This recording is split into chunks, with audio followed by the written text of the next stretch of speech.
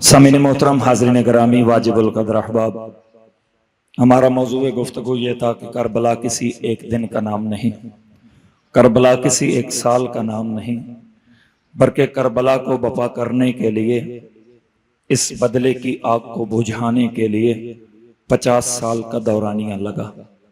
वो मिंबर जो मंसूब था इमामुल अंबिया से, वो मिंबर कि जिस पर कायनात की पाको पाकीज़ा तरीन शख्सियत तशरीफ फरमा होते थे, ये किस तरह से मुमकिन हुआ कि उसी मिंबर पर कायनात का नजस तरीन इंसान पहुंच गया। ये किसी एक दिन की बात नहीं।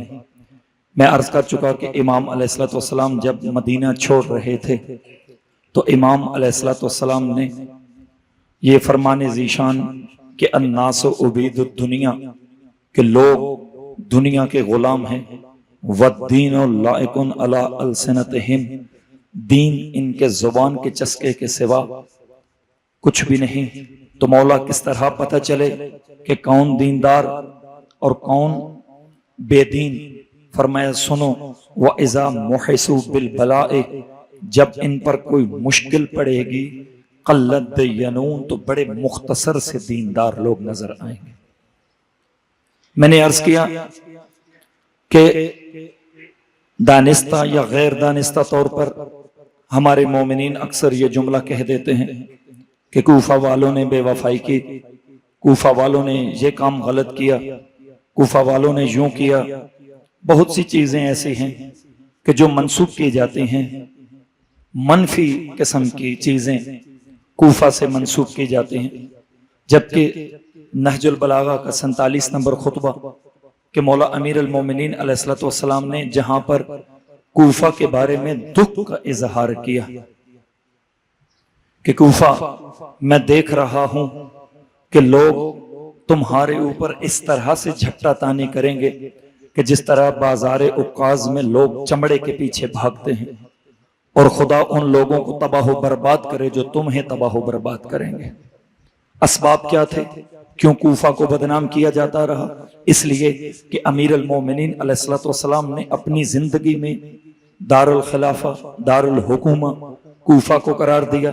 जब बाहर में इमाम इस कायनात में तशरीफ लाएंगे, जहां से अपनी हुकूमत बाकायदा चलाएंगे, वो मकाम भी कूफा है।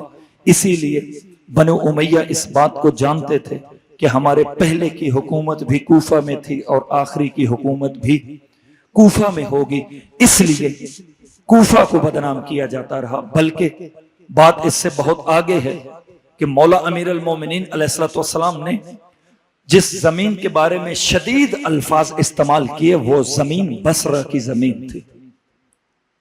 अब तारीख उठाकर देख लीजिए, मैं अर्ज कर चुका 32 से लेकर 52 तक की तादाद जो अहलियाने कूफा की थी, जो करबला में मौला इमाम हुसैन अलैहिस्सलाम की नुसरत में जिन्होंने शहादत नोश पाई, यानी 32 लोग वो जिनका ताल्लुक कूफा से था, 18 लोग वो कि जिनका ताल्लुक बनु हाशिम से था, 50 लोग 72 में से तो ये बने।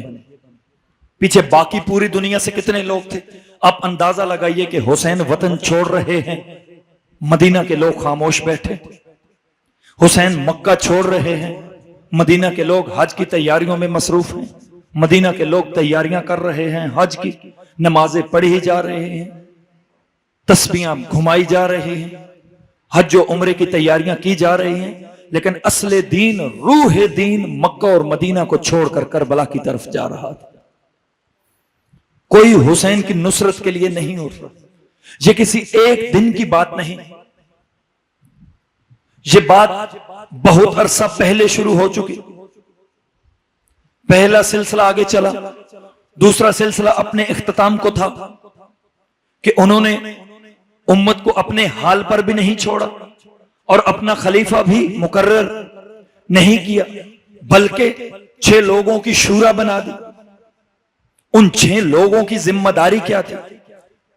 क्या कहा कि अगर इन 6 लोगों में, कि जिनमें मौला अमीर अल मोमिनीन अलैहिस्सलाम, जिनमें उस्मान बिन अफ़्फ़ान, जिनमें साद बिन अबी वकास, जिनमें तलहा, जिनमें जुबैर, जिनमें अब्दुर्रहमान बिन औफ कूफी, ये 6 लोग। और क्या कहा कि अगर इन 6 की तादाद 5 1 हो जाए, अगर मेरे कल वाले जुमले याद हो तो, अगर ये तादाद 5 1 के तनासुब से हो जाए तो उस एक को कत्ल कर दिया जाए। क्यों? इसलिए कि वो जानते थे कि अली कभी इनके साथ नहीं मिलेंगे। और फिर अगली बात कि अगर ये तनासुब 4 2 का हो जाए, 4 एक तरफ हो जाए, 2 एक तरफ हो जाए, तो फिर इन 2 को कत्ल कर देना। क्यों? इसलिए कि जानते थे कि जुबैर अली के फुफ्फीजाद हैं, कहीं ना कहीं अली से मोहब्बत रखते हैं, मुमकिन है कि अली की तरफ आ जाए। तो क्या कहा कि अगर 4 2 हो जाए तो तब भी 2 को कत्ल कर देना, लेकिन मामला अगर 3 3 का हो जाए, बराबरी पर आ जाए, 50 50 हो जाए, 50 50 हो जाए, फिर क्या किया जाए? क्यों जानते थे कि ये 3 3 होने के चांसेस भी हैं? क्यों हैं? इसलिए कि जानते थे कि तलहा की जुबैर के साथ दोस्ती है, मुमकिन है अपने दोस्त की दोस्ती में आकर वो भी अली की साइड पे चले जाए, और ये तनासुब 3 3 का हो जाए तो फिर भी उन्हें उन पर नहीं छोड़ा। कहा अगर ये 3 3 हो जाए तो फिर फैसला मेरा बेटा अब्दुल्ला करेगा, और अब्दुल्ला को भी आजाद नहीं छोड़ा। अब्दुल्ला के लिए भी शर्त लगाई कि अब्दुल्ला फैसला उसी तरफ करेंगे कि जिस तरफ अब्दुर्रहमान बिन औफ कूफी होंगे। और वो जानते थे कि अब्दुर्रहमान बिन औफ कभी भी अली के हक में नहीं बैठ सकते, वो हमेशा अली के मुकाबले में खड़े होंगे। क्यों? इसलिए कि अब्दुर्रहमान के दिल में बुग़्ज़ अली था। क्यों बुग़्ज़ अली था? ये एक रोज रसूल के पास पहुंचे, कुछ थैलियां हाथों में उठाए हुए, जिनमें दिरहम और दीनार, जिनमें सोने चांदी हीरे जवाहरात, वो लेकर रसूल की बारगाह में पहुंचे और रसूल के कदमों में रख के एक जुमला कहा या रसूल अल्लाह, अगर आप अपनी दुख्तर जनाबे सैयदा का अक्द मेरे साथ करेंगे तो ये सब कुछ मैं आपकी बारगाह में पेश कर दूंगा। तो अल्लाह के रसूल ने जमीन से कंकरियां उठाई और वो कंकरियां उठाकर उसके सामने फेंक दी। हर कंकरी हीरा जवाहर बनकर उसके सामने गिरी और अल्लाह के रसूल ने उससे कहा कि बता तुझे कितनी चाहिए, तुझे कितनी चाहिए, मैं मोहम्मद मुस्तफा पेश कर देता हूं। लेकिन याद रखना, आज के बाद सैयदा के अक्द की बात अपनी जुबान पर न लाना। क्यों? इसलिए कि अक्दे सैयदा वो मेरे इख्तियार में भी नहीं, मैं मोहम्मद मुस्तफा, अक्द का इख्तियार जनाबे सैयदा के अक्द का इख्तियार, अगरचे मैं सैयदा का बाप हूं लेकिन मेरे इख्तियार में भी नहीं, अक्दे जनाबे सैयदा का इख्तियार फकत परवरदिगार के पास है। ये दिल में बुग़्ज़ था। फिर बाद में वही अक्द हुआ मौला अमीर अल मोमिनीन के साथ, मौला अमीर अल मोमिनीन अलैहिस्सलाम के साथ अक्द हुआ। कोई दिल में बुग़्ज़ था मौला अमीर अल मोमिनीन के साथ, इसलिए जानते थे कि अब्दुर्रहमान कभी भी अमीर अल मोमिनीन के हक में नहीं बैठेंगे। अपने बेटे के लिए शर्त लगाई, बेटा उसी के हक में फैसला करेगा जिधर अब्दुर्रहमान बिन औफ होगा। और अब्दुर्रहमान बिन औफ के हक में जब फैसला हुआ तो अब्दुर्रहमान बिन औफ ने यह फैसला किया कि खलीफा सोवम मुसलमानों के जो मशहूर हैं वो मुसलमानों के खलीफा बनेंगे। जब यह हुआ तो तमाम लोगों से अब्दुर्रहमान बिन औफ ने एक अहद लिया। क्या अहद लिया? कि क्या तुम लोग ये अहद करते हो कि अपनी जिंदगी में कुरान, सुन्नत और सीरत शेखैन पर अमल करोगे? सबने कहा कि हम करेंगे सिवाय अली के। मौला अमीर अल मोमिनीन ने क्या कहा कि जहां तक बात है सीरत की और कुरान की, वो अली की जान है। मैं सुन्नत रसूल और कुरान पर हर हाल में अमल करूंगा, लेकिन जहां तक बात है सीरत शेखैन की, ना मैं पहले करता था ना मैं बाद में करूंगा। मैं किसी सूरत इस पर अमल नहीं करूंगा। यही तो जुल्म था कि पहले दौर से ही नकले हदीस पर पाबंदी लगा दी गई, हदीस बयान करने पर पाबंदी लग गई कि कोई बंदा चाहे कितना ही बड़ा मुहद्दिस हो, वो रसूल की हदीस बयान नहीं कर सकता। क्यों? इसलिए कि लोग बाद अज रसूल, लोगों के लिए कुरान में और हदीस में फर्क करना मुश्किल हो जाएगा। लोग ये फर्क नहीं कर पाएंगे कि इनमें कुरान कौन सा, इनमें हदीस कौन सी। इस बात को एतराज बनाकर हदीस पर पाबंदी लगा दी गई। पहला जमाना गुजरा, हदीस पर पाबंदी। दूसरा जमाना आया कर्जा बिन काब, जब उनको दूसरे खिलाफत में जब उनको इराक का गवर्नर बनाया गया, तो खलीफा खुद मदीने से बाहर तक उन्हें छोड़ने के लिए आए। लेकिन जब आखिरी बात कही तो क्या बात कही कि सुना, कहा कर्जा, जब तुम इराक जाओगे तो इराक के लोगों को किसी भी मौके पर हदीस रसूल न बयान करना। रसूल की हदीस कतअन बयान नहीं करनी। वहां के लोगों को कुरान पढ़ने पर लगाओ। मैं चाहता हूं कि इराक के लोग इतना कुरान पढ़ें कि जिस तरह मक्खियों के छत्ते में से उनकी बिना बिनाहट की आवाज आती है, इस तरह हर तरफ से सिर्फ कुरान की आवाज आनी चाहिए और कुछ भी ना हो। हदीस पर बिल्कुल पाबंदी। दूसरा जमाना खत्म हुआ। तीसरा जमाना क्या हुआ? जहां जहां जिस मकाम पर हदीस के मनाबे पढ़े थे, चाहे कोई चमड़े पर लिखी हुई थी, चाहे किसी दरख्त की छाल पर लिखी हुई थी, चाहे किसी हड्डी पर लिखी हुई थी, जहां भी जो भी हदीस जिस मकाम पर महफूज थी, उसे इकट्ठा किया गया और उसे जला दिया गया। तीसरे जमाने में हर तरह की हदीस को जला दिया गया, खत्म कर दिया गया। बल्कि यह तक हुक्म दिया गया कि अगर कोई बंदा तीन जो उस दौर के बड़े सहाबा थे, जो बड़े मुहद्दिसीन थे, जो हिबरुल उम्मा थे, जो बड़े मुफस्सिर कुरान थे, उनको मक्का में मदीना में रोक लिया गया। उनको इजाजत नहीं थी मदीना से बाहर जाने की।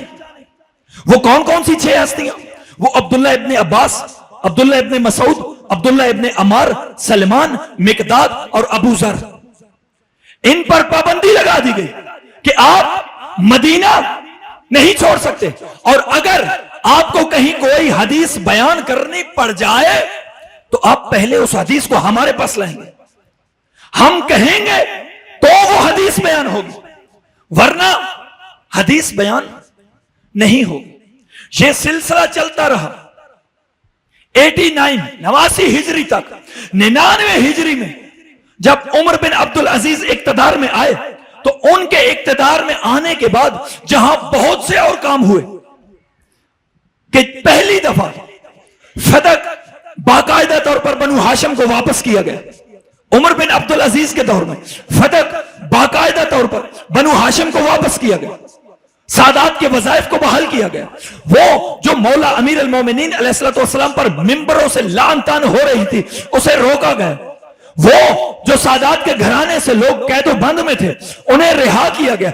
वहीं एक काम यह भी हुआ कि वो सिलसिला जो 11 हिजरी से बंद हुआ था कि नकले हदीस पर पाबंदी है, कोई हदीस बयान नहीं कर सकता, 99 हिजरी में जाकर उमर बिन अब्दुल अजीज ने मोहम्मद बिन मुस्लिम के जिम्मे यह लगाया कि दोबारा से हदीस को इकट्ठा किया जाए।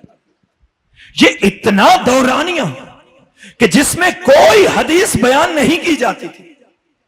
क्यों? इसलिए कि हर हदीस में हर एक मकाम पर अहले बैत का जिक्र था, हर एक बात में अहले बैत का जिक्र था। बुरैदा सहाबी रसूल अल्लाह के रसूल की बारगाह में पेश हुए। क्यों हम ये कहते हैं कि करबला अमीर अल मोमिनीन की विलायत की जंग है? क्यों ये जुमला कहा जाता? क्या ये आम बात है? अल्लाह के रसूल मस्जिद नबवी में तशरीफ फरमाए, बुरैदा सहाबी रसूल पहुंचते हैं, पहुंचे, तारीख तबरी ने लिखा, पहुंचे, रसूल के पास आकर बैठे, एक एक करके सहाबा उठते चले गए। बुरैदा रसूल के करीब हुए, रसूल से एक जुमला कहा या रसूल अल्लाह, आप जहां भी बैठते हैं आप अली के फजाइल बोलने लग पड़ते हैं। फरमाया बुरैदा तो फिर क्या हुआ? कहा या रसूल अल्लाह, ये मुझसे बर्दाश्त नहीं होता। ये जुमला कह के बुरैदा ने अपने सर को झुका लिया। बुरैदा ने सर को झुकाया, थोड़ी देर गुजरी, बुरैदा ने सर को उठाया, क्या देखा कि रसूल की कनपटियों से पसीना गिर रहा था। फौरन समझ गए कि मुझसे गलती हुई। कहा या रसूल अल्लाह माफ कर दीजिए, मुझसे गलती सरजद हुई। फिर ये कहकर सर को झुका दिया, फिर सर को उठाया। रसूल ने कोई जवाब नहीं दिया। कहा इसका मतलब यह है कि बात गलती से आगे निकल गई। कहा या रसूल अल्लाह मुझे माफ कर दीजिए, मुझसे गुनाह हो गया। यह कहकर फिर सर को झुका दिया। रसूल ने फिर कोई जवाब न दिया, सर को उठाया। कहा इसका मतलब है कि बात गुनाह से आगे, बात गलती से आगे। अगला जुमला क्या कहा? कहा या रसूल अल्लाह हाथ आगे बढ़ाइए, मैं दोबारा बैअत करता हूं। रसूल ने हाथ बढ़ा दिया, बुरैदा ने दोबारा कलमा पढ़ा। अब करबला में क्या हुआ? हुसैन ने क्या किया?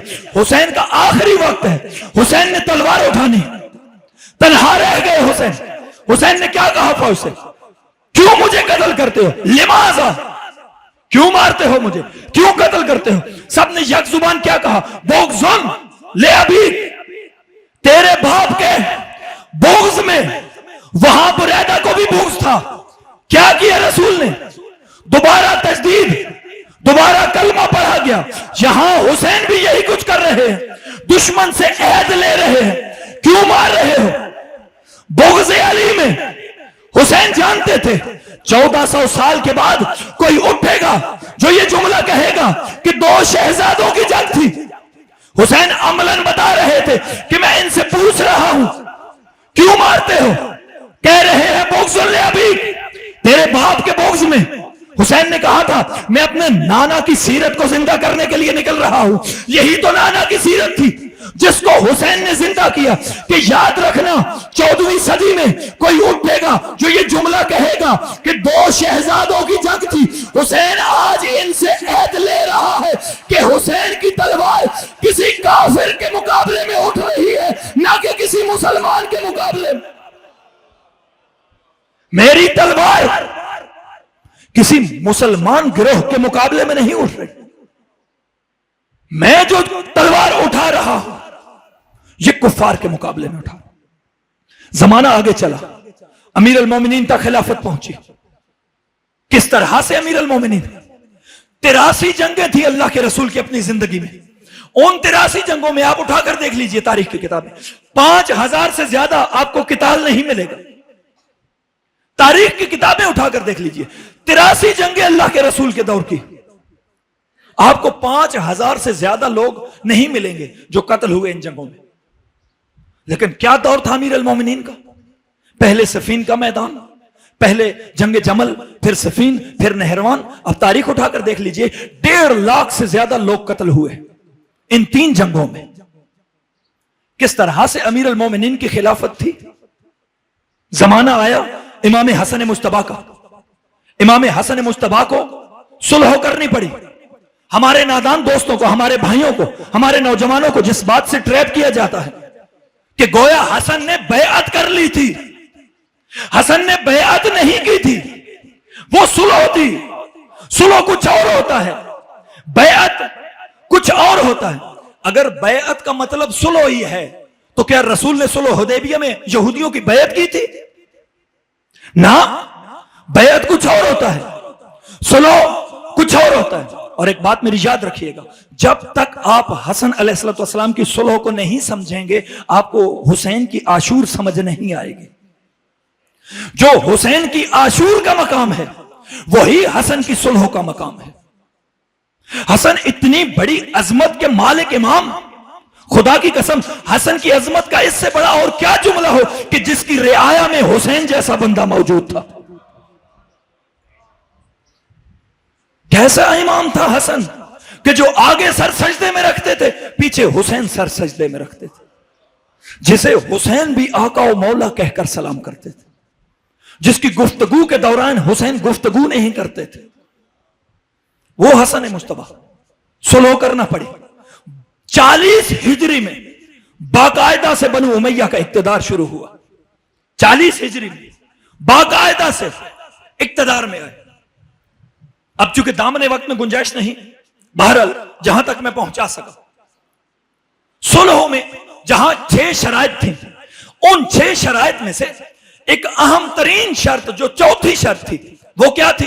वो ये थी कि तुम खुद जब तक जिंदा हो हुकूमत करो, लेकिन तुम अपना नायब किसी को मुकर्रर नहीं कर सकते। जहां बाकी तमाम शराइत को तोड़ा गया, वहां इस शर्त को भी तोड़ा गया। अपनी जिंदगी में ही अपने बेटे के लिए लोगों से बैयत लेना शुरू की। अपने मुशीरों, अपने वजीरों को बुलाया और बुलाकर एक जुमला कहा, सुनो, मैं चाहता हूं कि मैं यजीद के लिए लोगों से बैयत लेना शुरू करूं, यजीद को अपना वली अहद मुकर्रर कर दूं। जबकि शर्त क्या थी? अपनी जिंदगी में तुम नहीं कर सकते। तो लोगों ने क्या मशवरा दिया? तो उसने कहा कि मुझे सबसे पहले इस काम की इब्तिदा कहां से करनी चाहिए? उसके मुशीरों ने क्या मशवरा दिया कि तुम्हारे लिए जो सबसे बड़ा मसला है वो हसन इब्ने अली है। कौन? हसन इब्ने अली। तुम्हारे लिए सबसे पहला मुश्किल इम्तिहान अली का बेटा है।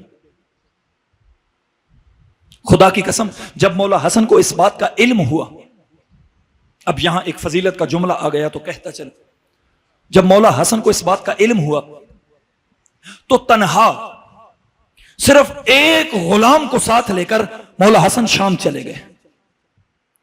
एक गुलाम को लिया अली के अली बेटे ने, और दुश्मन के घर निकल पड़े। वहां पहुंचे शाम। इससे पहले भी एक मारका इसका और आमना सामना मौला हसन का मदीना में हुआ था। अब मौला हसन मदीना जा रहे थे।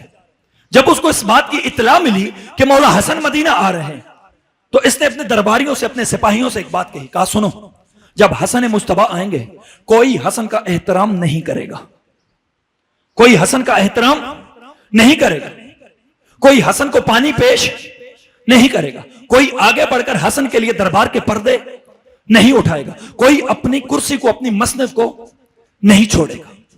बल्कि जब हसन दरबार में पेश हो, आए, तो तुम क्या करना?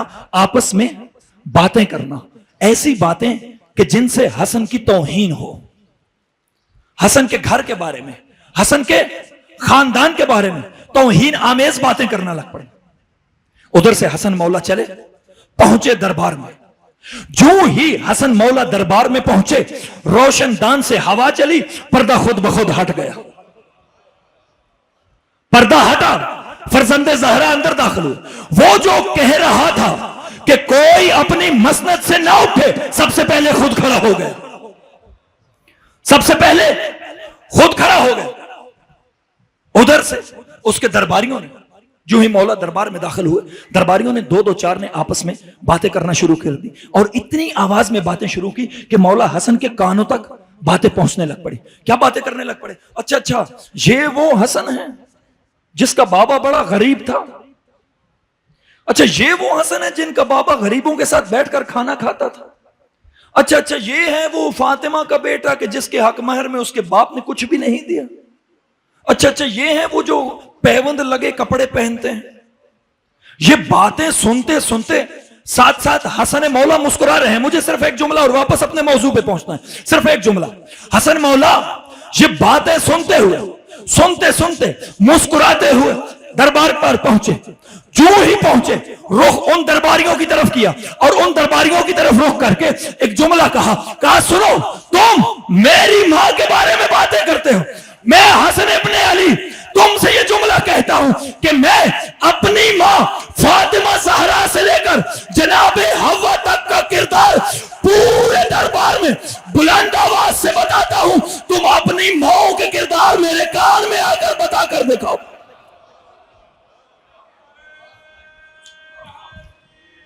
या अली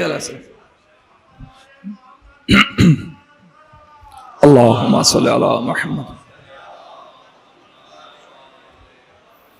मैं अपनी माओ के किरदार यहां बुलंद आवाज से बताता हूं।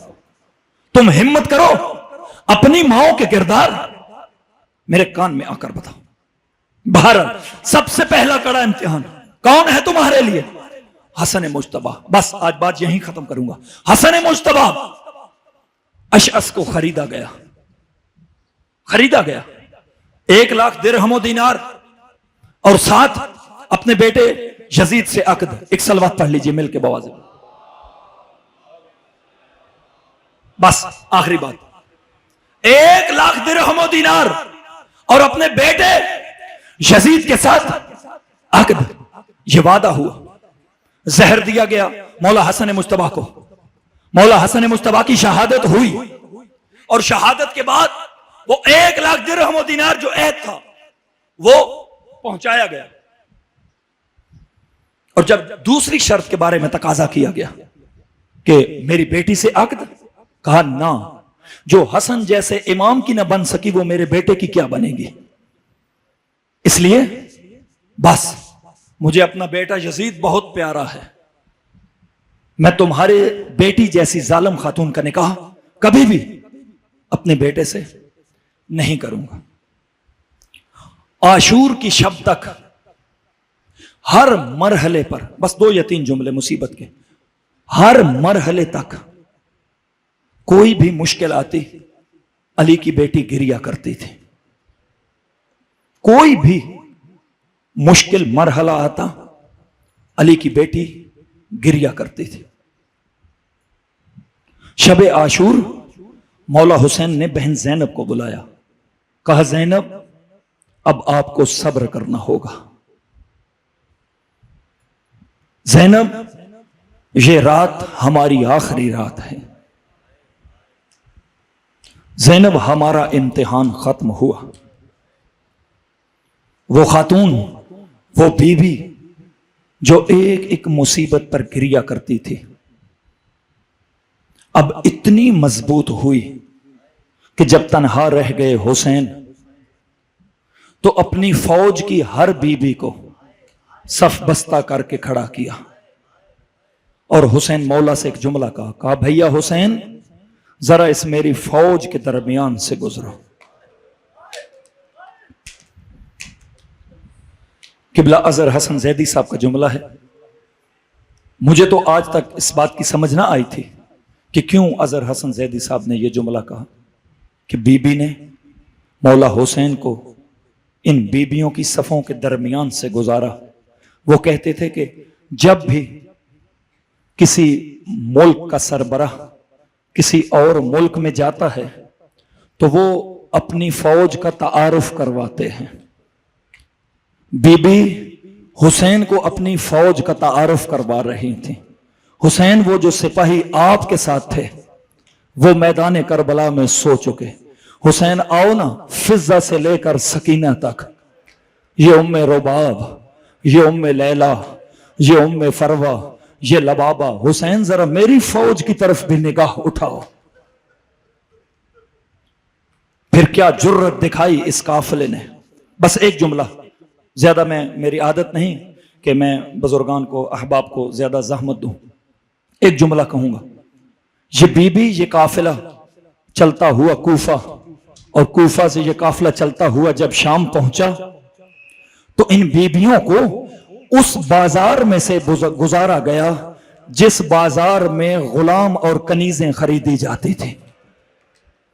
उन बाजारों में से गुजारा गया और उस रश में से गुजारा गया कि जहां इतना ज्यादा रश था कि पीछे वाले लोग धक्का देते थे, अगले वाले लोग रास्ता नहीं देते थे। दाएं से धक्का लगता था, बीबी दाएं दीवार पर लगती थी, दाएं वाले लोग धक्का देते थे, बीबी बाएं दीवार पर गिरती थी। एक सहाबी है साद, वो कहते हैं कि जब मैं आया ना शाम में तो मैंने देखा कि शाम की गलियों में जगह जगह पर मुख्तलिफ मकामात पर खून के निशान पड़े हुए हैं। तो मैंने लोगों से कहा कि क्या तुम लोग अपने ज़बीहा शाम की गलियों में करते हो? तो लोगों ने कहा कि नहीं, यहां पर किसी किस्म का कोई ज़बीहा नहीं हुआ, यहां पर अली और बतूल की बेटियों को गुजारा गया और ये उनके खून के निशान है। वो बीबियां चलती हुए, बस आखिरी जुमला, बीबियां चलती हुई पहुंची दरबार यजीद के दरवाजे पर। वहां पहुंचकर अली की बेटी एक लम्हे के लिए जमीन पर बैठ गई। इधर से सैयद सज्जाद चलते हुए पहुंचे बीबी के पास, कहा पुपी अम्मा क्या आप थक गई हैं?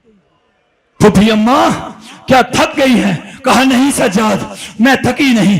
एक बीबी ने सवाल किया, कहा नहीं बीबियों, मैं थकी नहीं, लेकिन मैं आज एक बात बताना चाहती हूँ। 21 रमजान थी, मेरे बाबा का आखिरी वक्त था। मेरे बाबा ने मुझे कहा था, ओ ज़ैनब, एक वक्त आएगा और जब तुम्हें शाम जाना पड़ेगा और तू तन्हा रह जाएगी। ज़ैनब, जब तू अपने घर की बीवियों को लेकर और शाम के दरबार में दाखिल होना चाहेगी, ओ ज़ैनब, मेरा इंतजार करना, ओ बाबा अली तुझसे मिलने के लिए जरूर आएंगे। सज्जाद, मैं किसी और का नहीं, अपने बाबा का इंतजार कर रही हूँ। ओ मेरा बाबा मुझसे मिलने जरूर आएंगे। अभी ज़ैनब के लफ्ज खत्म ना हुए थे, बीबी अपने कदमों पर उठी, अस्सलाम अलैका या अमीर अल मोमिनीन, बाबा ज़ैनब का सलाम।